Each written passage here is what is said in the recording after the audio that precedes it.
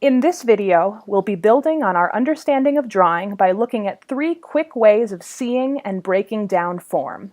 The goal is to let go of what you think a drawing should look like and focus on playing with different ways of seeing. For this exercise, I'm using drawing paper, charcoal pencils, and drafting tape. Use the tape to secure your paper onto a drawing board, or alternatively, you can just use your sketchbook as a drawing surface. After setting up your drawing space, selecting an object to draw, and removing any distractions, take a minute to really look at your subject.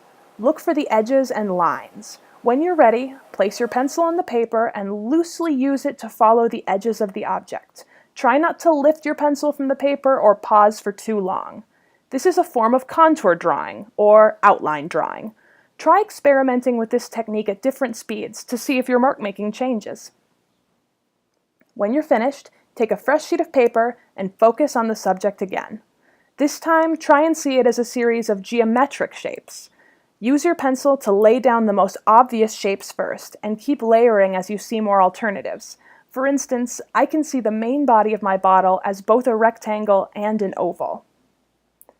One more time, take a fresh sheet of paper when you're finished, and focus on your subject again. Now, look for the angles. Imagine you needed to describe this object to someone using only a series of straight lines.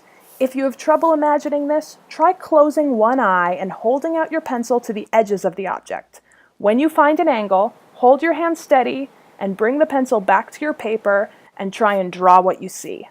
This technique, commonly called sighting, can be used to judge size and proportion as well. Don't be afraid to use a softer pencil to go in darker and layer your marks if you start to lose track of the object in these exercises, or you see something in a new way, but challenge yourself to not use your eraser. Don't be afraid to show your history. When you're finished, look at your drawings side by side. Notice if you find yourself judging one particular way of seeing over another. We can get stuck in certain patterns of what we think drawing should look like, but these patterns usually kill our creativity and dampen the joy of discovering new things.